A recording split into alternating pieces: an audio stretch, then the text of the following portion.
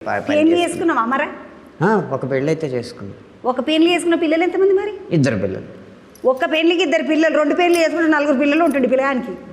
ఏమైంది 2 చేసుకోక మళ్ళీ మొదట ఆమె నెత్తి మీద కొడతా మంచిగా ఉన్నది ఇంటికలు ఇప్పటికైతే. అబ్బాయి ఒక్క పెళ్ళికే తీరిపోతుంది అక్క. ఒక పెళ్లికే తీరిపోతుందంటే జుట్టు మాత్రం మంచిగా ఉన్నది తమ్ముంది. రంగేనా? రంగే. తమ్మి నీ ఎంటికలేనా? అవి కావాలంటే పీక్కొచ్చు, అది మాత్రం నాయే. నీ ఎంటికలు మంచిగా ఉన్నాయి తమ్మి, మంచిగా ఒత్తుగా ఉన్నాయి. ఎందుకంటే ఒక పెళ్లి చేసుకొని 2 పిల్లలు పుట్టేసరికి మొత్తం జుట్టు అని తుడిపోతుంది ఈ రోజులలో కాదా? కానీ మా పిల్లలు ఇద్దరు కూడా ఇటు నుంచి అటు నుంచి పీకుతూ ఉంటారు. ఏదో మొత్తానికి మా తాతలు ఏదో మంచి తిండి తిని నాకు పంపారు, అందుకే ఓడలేదు. ఏమో తమ్మి సినిమాల ముచ్చట మాట్లాడదామంటాను వచ్చి నేను, ఎందుకంటే తమ్ముడు మంచిగా రాస్తాడు కదా, మొదలు వాళ్ళ నాయన ముచ్చట అడుగుదాం అనుకున్నా. అమ్మ కూడా టీచర్ అమ్మనేనా లేకపోతే? అమ్మ గృహిణియే, అక్కడే నరసాపురం వాళ్ళ సొంతూరు. నేను పుట్టింది అక్కడే, అంటే పుట్టింట్లోనే పుడతారు కదా. నరసాపురం, దొడ్డిపట్ల మా నాన్నగారిని పెళ్లి చేసుకున్నాక దొడ్డిపట్ల వచ్చారు.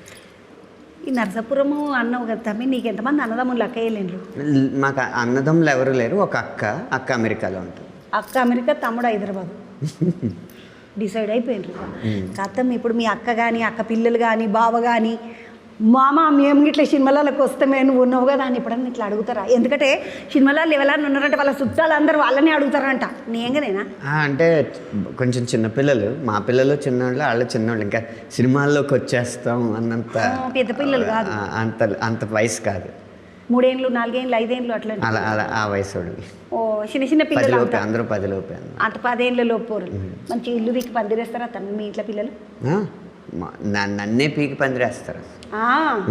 అందుకే నీకు నీ పాటలు వస్తున్నాయి పోరల వాళ్ళని, లేకపోతే రాకపోతుండే చూడు. ఇంకా మా అబ్బాయిని ఏమన్నా కాస్త మాట చెప్పి కూర్చోబెట్టచ్చు, కానీ పాపలను కూర్చోబెట్టలేము మనం కూర్చోబెట్టలేం, అస్సలు కూర్చోబెట్టలేము. ఆడవిల్లని అసలు కూర్చోబెట్టలేము. ఆమె లేవాలి, ఎగరాలి, దుంకాలి, కింద పడాలి, ఏడవాలి. ఇంట్లో ఉన్న వాళ్ళందరూ ఆమె చుట్టూ కూర్చొని ఉఫ్ అనాలి, అప్పుడు కానీ నిమ్మలం అనిపించదు ఆడవిల్ల. అంతే, ఇంకా ఏది ఆవిడ ఏం చేస్తే అది అన్నట్టుగా అలాగా.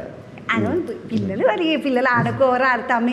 మనం గాడిదలు అయిన దాకా ఆడుకున్నాం. నేనైతే 15 ఏళ్ళు వచ్చిన దాకా కూడా ఆడుకుంటుంటే నియంగా. నేను ఇప్పటికే ఆడుకుంటున్నాను.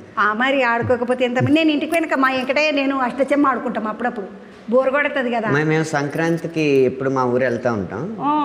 మిగతా 300 రోజులు ఇక్కడ ఉన్నా కానీ సంక్రాంతికి మాత్రం ఖచ్చితంగా ఇక్కడ ఉన్నాం అనమాట. అప్పుడు ఇవన్నీ గుర్తు చేసుకుని అన్నీ ఆడే వస్తాం. అష్టాచెమ్మలు, గోళిక్కాయలు.